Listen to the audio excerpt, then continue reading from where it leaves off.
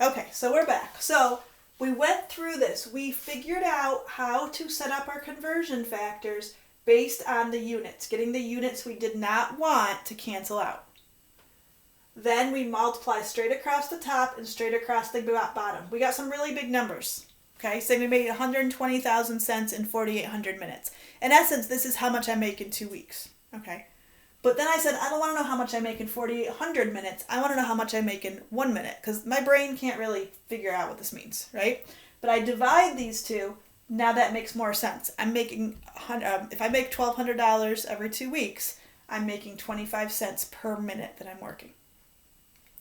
So if you need to pause the video, go back to the other one, take a few minutes to see how we kind of set this up. The beauty of the dimensional analysis here is that we didn't have to decide when do I multiply by 5 days or divide by 5 days? Do I multiply by 1,200 or divide by 1,200?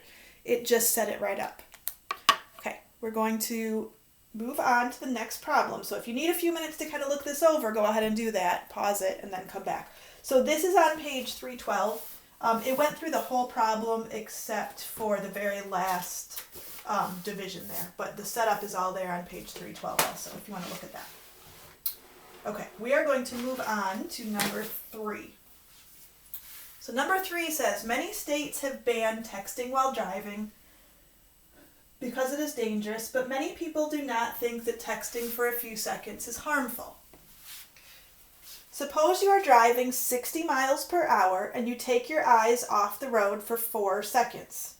How many feet will you travel in that time? Okay, so let's write some things down before we start, and there's a little bit of information in the hint there also. Okay, so you are driving 60 miles per hour.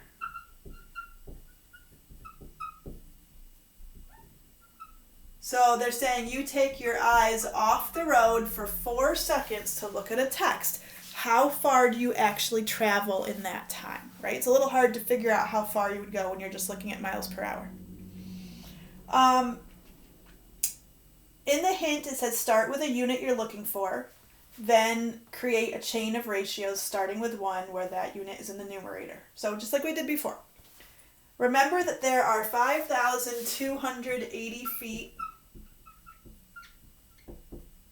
in 1 mile. Okay, now there are a couple different ways we could do this. In the book, it mentions going straight to how many feet you travel, right? Which is one way to do it, and I'll kind of show you that at the end.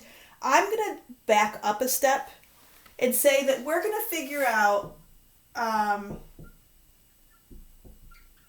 how fast are you going in feet per second. Okay, so if I want to know how many feet I travel in 4 seconds, I can figure out how many feet I'm going in 1 second and then multiply that by 4. I think that this will just like help you see the situation a little bit more clearly. So here's our information that we have. Okay, now I will always give you information such that like as 5,280 feet equals 1 mile. Okay, so I mean I expect you to know 7 days in a week and 52 weeks in a year and 60 seconds in a minute, 60 minutes in an hour. But these that you might not be as comfortable with or as familiar with, I'll give you those. Okay, so we want to have our answer be in feet per second. So remember, what I'm going to do over here is I'm going to start with something that has feet in the numerator. So that is starting out just like I need it to. So 5,280 feet is in 1 mile. Okay, now again, I'm starting out with something that's just a general piece of information, not something for this particular problem, but that's one way to get feet, or it's the only way really we can get feet in our numerator right now. So 5,280 feet in 1 mile.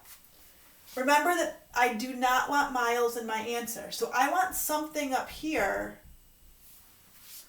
that's going to have miles, or a mile in it, so that they cancel out. Well, I used this. The other piece of information with miles is this one, right? We usually write MPH. That means miles per hour.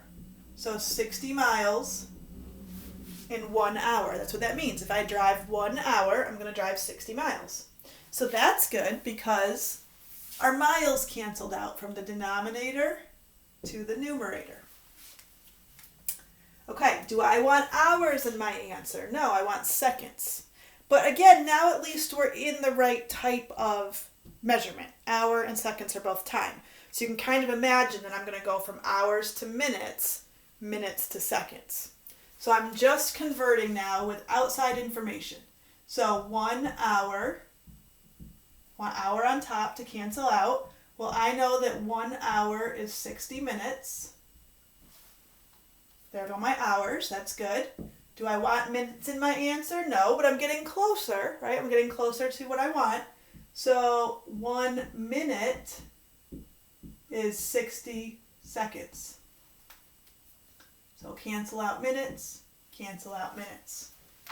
Do I now have the units I want? I have feet per second. Okay, which is what I want to get to. So if I multiply across the top and across the bottom, I get 5,280 times 60, which is 316,800 feet. If I multiply across the bottom, I'm going to get 3,600 seconds. So this tells me, this is really telling me in an hour how many feet I go. Okay, I'm going 316,800 feet in 3,600 seconds, which is true. But again, it doesn't really help me until it's in a unit rate. So I divide these two, and when I divide those, I get 88. So if you are traveling 60 miles per hour, if every hour you are traveling 60 miles, that's the same thing as saying every second you are traveling 88 feet. Okay, so if we go back to what we're trying to find for this particular problem, we wanted to know how far you travel in 4 seconds. So if I have 88 feet per second, you might, again, just think, oh, I need to multiply, or you can think about dimensional analysis here. If I'm just multiplying by something that doesn't have 2 parts, I can just put it over 1. But there's my units canceling out, and this is going to be 352 feet. Okay. If you wanted to get to feet right away, you could have put this 4 seconds in here, and you would have just gotten to the 352 feet. But I think this is nice to kind of see what it means, right? That every second you're driving down that highway, you're going 88 feet. So in 4 seconds, you go 352 feet. So remember our scenario here is you look away from where you're going to look at your phone for 4 seconds. You're going 352 feet. Is that a lot? Well, think about a football field. Okay, so a football field is 100 yards, which is 300 feet. Then you factor in the end zones, about another 60, 90 feet, something like that. Okay, so roughly this is the entire football field. So this is sort of like saying if you look away and are not paying attention, it's kind of like saying you start at one end of a football field, close your eyes, and go 60 miles an hour down the field without looking, right? Which is probably not something you'd want to do. So that's basically what's happening when you look away for 4 seconds at that speed. Okay, so again, hopefully you see kind of how this dimensional analysis works, how it helps us set up our problem. We never had to think about, am I dividing, am I multiplying, am I going bigger, smaller? It just helps us set that up. All right, a couple more. We'll go through the other problems here in this unit, in this lesson. So the next one is about population. It says, in Module 2, we examined population densities and used these to calculate projected populations. The population density of Tokyo is 6,038 people per square mile.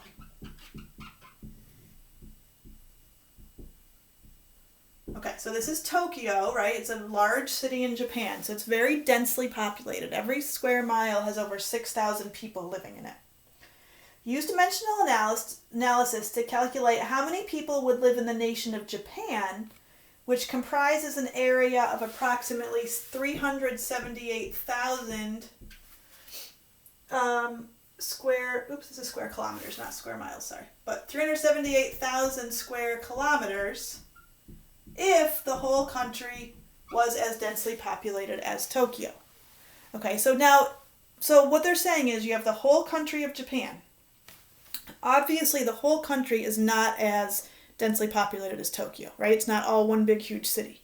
So this is saying, okay, what if it were? What if the entire country were that packed? Then how many people would be in it? Okay, it's kind of like saying, what if the entire country were as densely populated as New York City? How many people would be in the country? A lot more than there really are, right? So this is not going to give us how many people there are. This is going to give us how many people there would be if the entire country of Japan was that closely packed, that densely populated. So we want to know how many people. So our answer is going to be some number of people. Okay? Because our answer doesn't have two parts, we know that somewhere in here we're going to multiply by a factor that doesn't have a denominator, just has a 1. So let's think about people. Well, here's something that talks about people. So I'm going to start out with 6,038 people over 1 square kilometer. Okay. Do I want square kilometers in my answer? I don't, right? I just want people. So you go ahead and figure out what I'm going to multiply by next to have square kilometers there. Or sorry, to cancel out square kilometers, right? I don't want square kilometers in my answer. Well, I can use this, 378,000 square kilometers. That's going to go up here.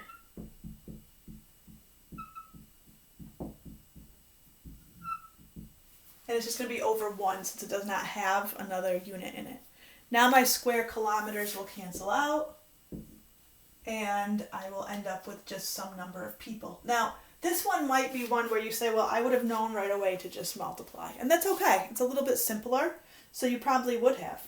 So if I multiply those two numbers, here's the big number I get, which often with these big numbers, it's a little harder to tell exactly what they are on your calculator.